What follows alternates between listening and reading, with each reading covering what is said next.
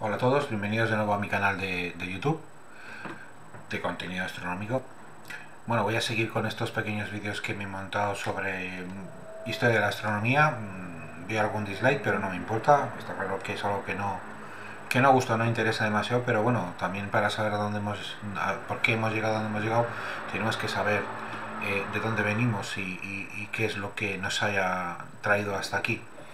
Hoy lo que nos toca o lo que os voy a hablar es de los astrónomos árabes. Hemos acabado en el vídeo anterior donde empezaba la Edad Media, el velo del oscurantismo religioso y del fanatismo caía sobre Europa, y todo ese conocimiento greco-romano o griego se iba a perder o iba a ser absolutamente eliminado por parte de las castas sacerdotales de la época. Tan solo lo único que se salvó fueron los conceptos geocentristas sobre la composición del cosmos, lo que era de buen agrado de las castas sacerdotales de la época, donde el ser humano, concretamente el hombre, era el centro de la creación y la Tierra era el centro del universo. Así que se quedaron tan solo con la concepción geocentrista del universo y con la física, la cosmología aristotélica. No había más, y con lo que se quedaron y con lo que en Europa fueron yendo hasta la época del Renacimiento. Entonces el relevo fueron los árabes los que en la época de la edad de oro del Islam, los que cogieron el relevo de todo esto y bueno, y tradujeron a su idioma árabe, por supuesto, todas las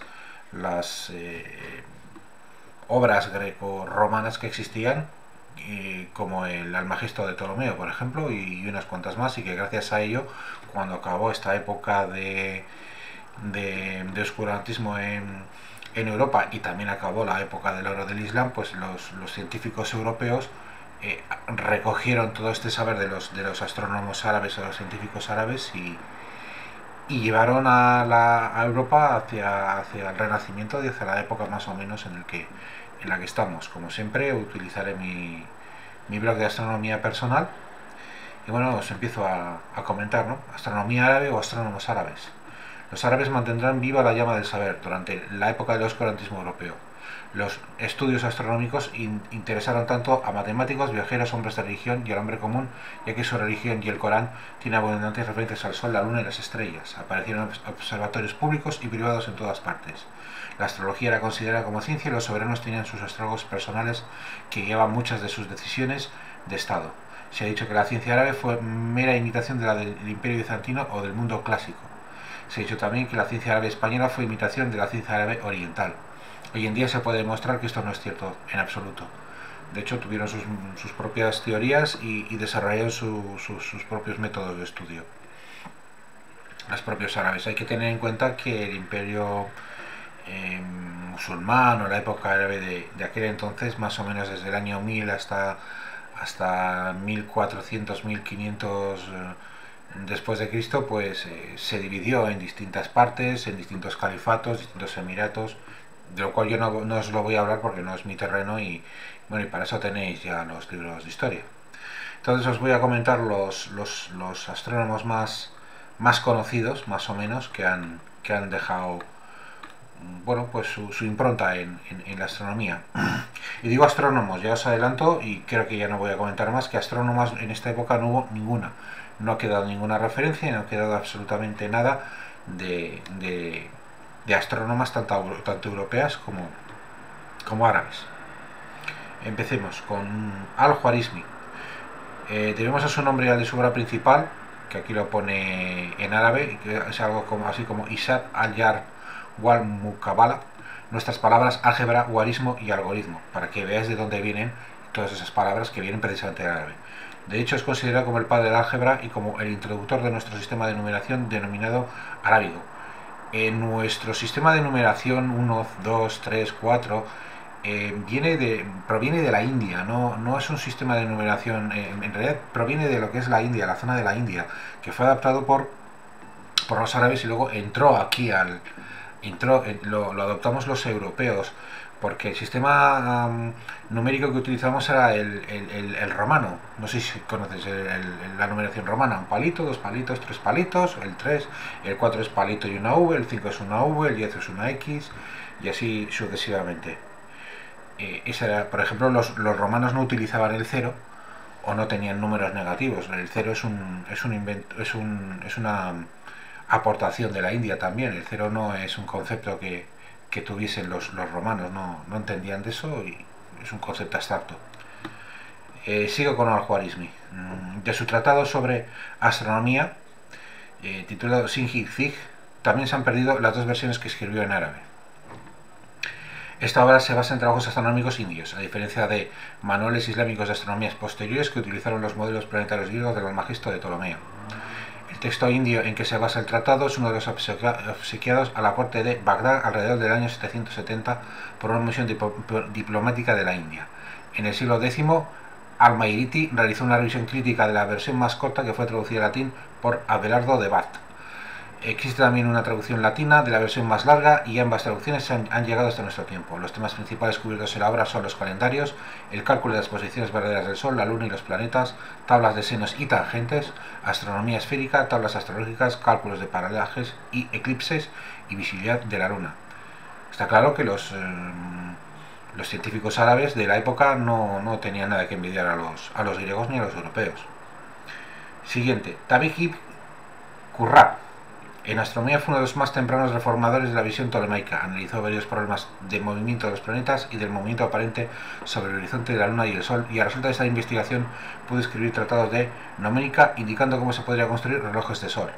Trabajó la determinación del movimiento de la rotación de la Tierra y obtuvo mucho éxito. Posteriormente, Nicolás Copérnico lo menciona en su obra, ya que Tabik determinó la longitud de la línea sideral en 365 días, 6 horas, 9 minutos y 12 segundos, con un error de solo 2 segundos. Al-Battani es muy conocido por haber logrado una determinación precisa de la línea solar como 365 días, 5 horas, 46 minutos y 24 segundos. De sus observaciones en Arracat y Damasco, donde murió, fue capaz de corregir algunos de los hallazgos de Ptolomeo que previamente eran tenidos como auténticos. Se dio cuenta, por ejemplo, que el punto que Ptolomeo había indicado como Afelio se desplazaba, y calculó la velocidad de dicho movimiento con bastante exactitud. Hay que tener en cuenta que estas personas no tenían telescopios, tenían papel, lápiz, o papiro y pluma y tinta. También determinó el momento del equinoccio con un error menor a las 2 horas y logró calcular con muy poco error el ángulo que forma el eje de la Tierra con su plano de rotación. Copérnico menciona en su deuda con Al-Battani, y lo cita en su obra con la que inició la revolución copernicana, de Revolutionibus Orbium Coelestium, que está escrito en latín, pero eso ya os hablaré cuando hablemos del Renacimiento. Ibn al-Sam, todo separado. Lo más destacable de este astrónomo y matemático andalusí árabe es su tratado sobre la construcción del Equatorium, instrumento concebido originalmente en Al-Ándalus y desarrollado posteriormente en la Europa cristiana. Al-Ándalus es lo que se conoce hoy en día por Andalucía, o más o menos Al-Ándalus era lo que se consideraba en aquella época toda la zona de Hispania, toda la zona española.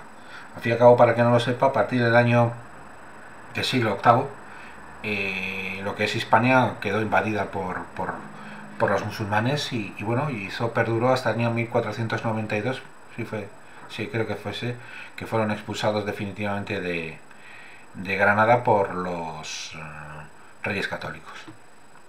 Pero eso es otro tema.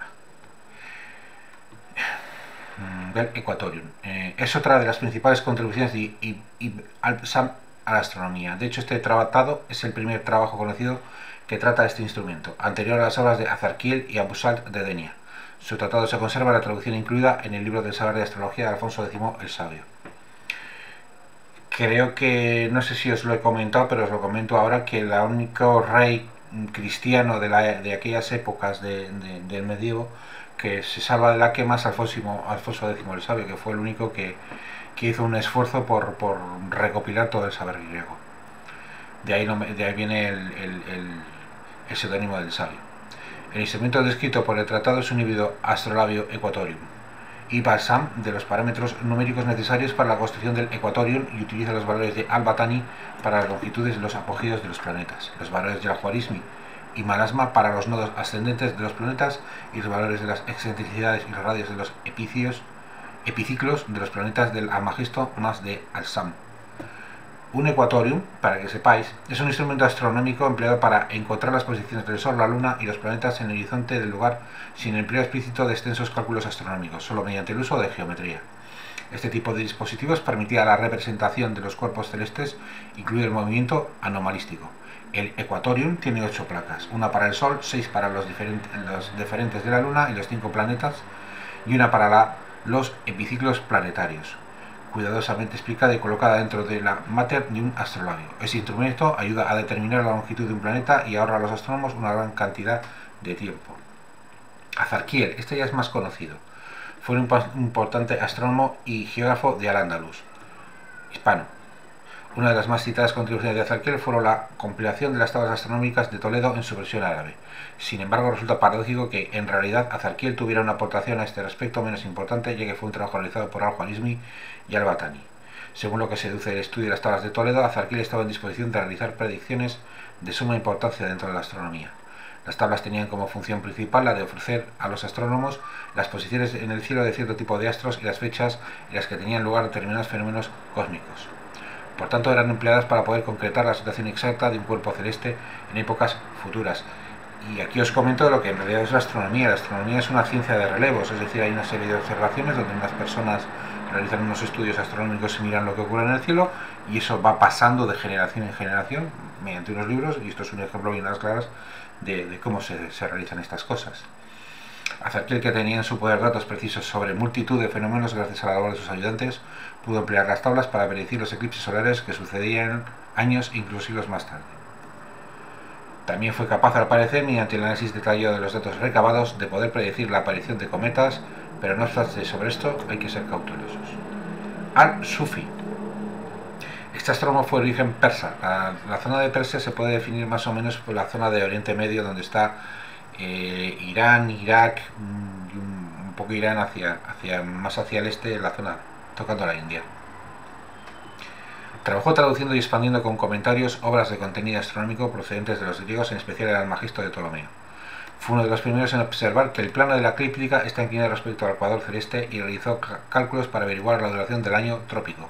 Observó, describió y catalogó las características de las estrellas, identificando sus posiciones, su magnitud aparente, su brillo, color, y fue asociando las estrellas a sus correspondientes constelaciones. Hay que tener en cuenta que en estas épocas no tenían contaminación lumínica, y tal cual brillaba una estrella, veían el color de la estrella, la magnitud y demás, cosas que hoy en día pues casi cada día es más difícil y casi imposible. Y desde aquí, desde Bilbao, ya ni os cuento.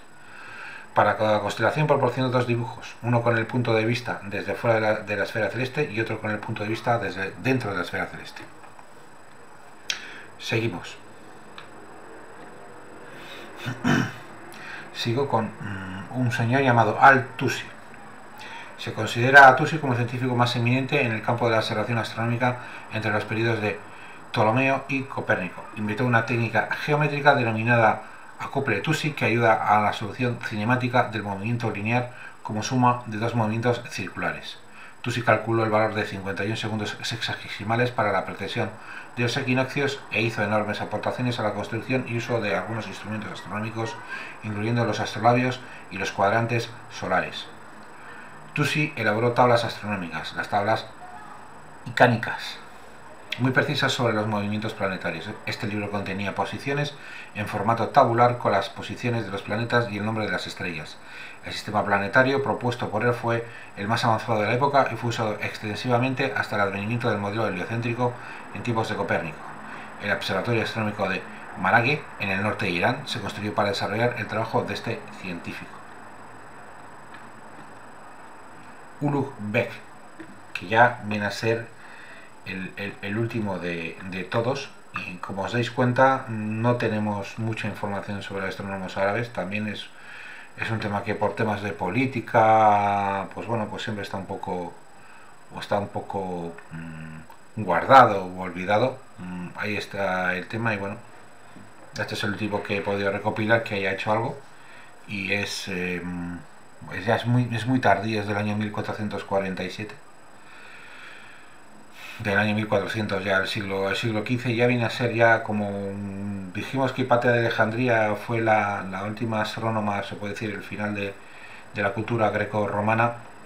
Ulugh Bek lo podemos considerar también como el último astrónomo o el último científico islámico que de alguna manera nos dejó y nos aportó algo válido. Ulugh Bek tiene varios nombres, pero se le conoce como Ulugh Bek. Fue un gobernante timúrida, sucesivamente gobernador de Traxosiana y Turquestán.